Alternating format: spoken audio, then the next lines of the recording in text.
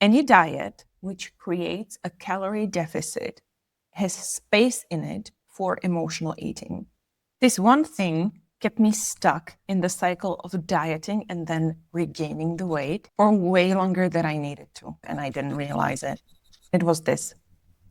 I thought that I can lose weight while I still emotionally ate. And I know this sounds super weird when I say it like that, but hear me out. So I knew I ate for different reasons than just hunger. I ate when I was bored.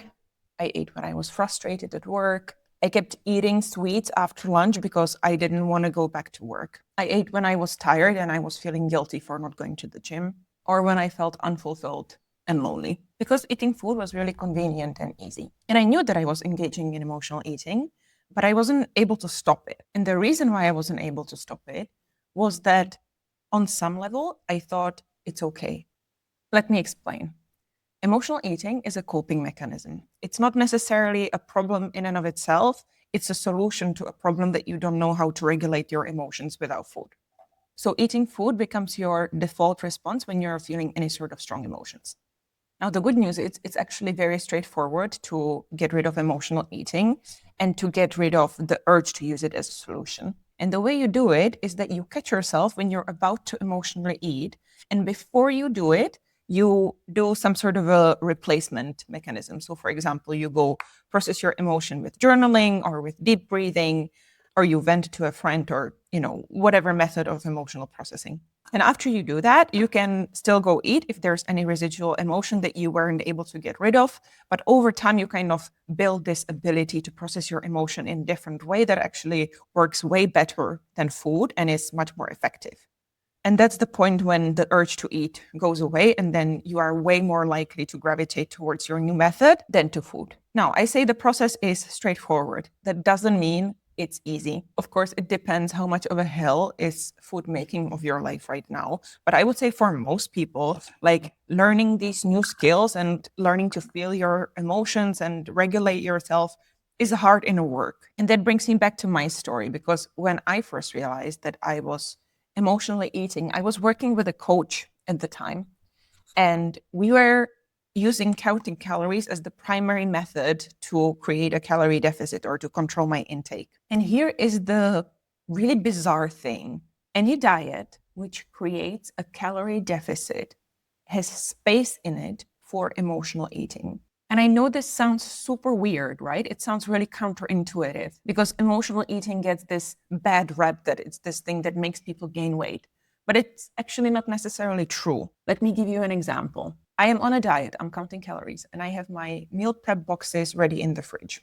And I'm at work and I am not enjoying it. It's not fulfilling. I'm kind of bored. And I get this urge to eat. Now, if coincidentally I get this urge to eat around lunchtime, from the point of view of the diet, there is nothing wrong with taking a lunch break and eating the lunch as a way to get away from this frustration and boredom, because it just naturally coincides. And maybe the frustration is not so big that you need to eat some like huge amount of food, and maybe the meal prep box is enough to quash it.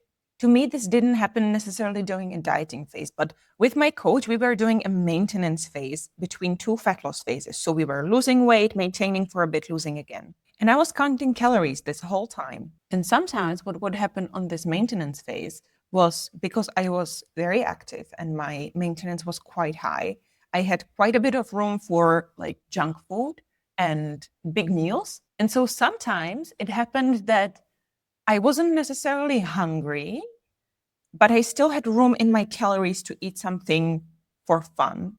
And now here's the key distinction. Eating for fun is okay, but eating for fun means that you are actually eating for fun.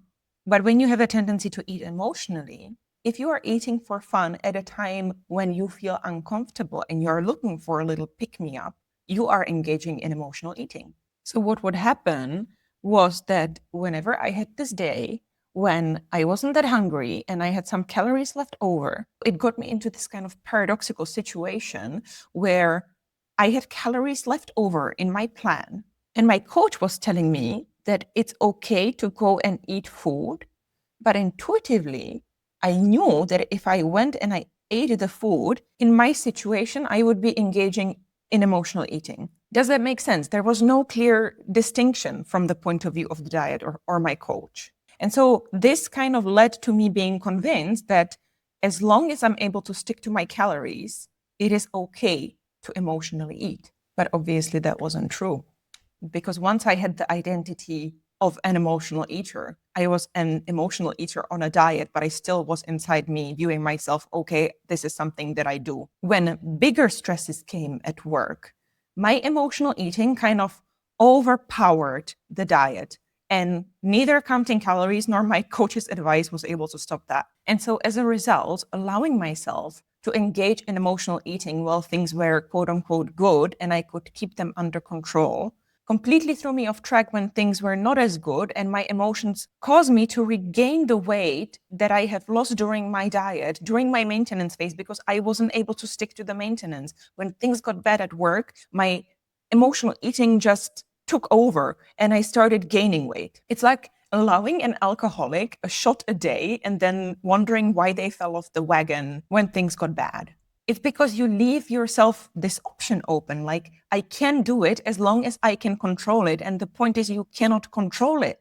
If you emotionally eat, you are at the mercy of your emotions. And so, actually, for me, the biggest breakthrough in my whole weight loss journey, and the thing that finally allowed me to go and start losing weight consistently without regaining it back, was a conscious decision.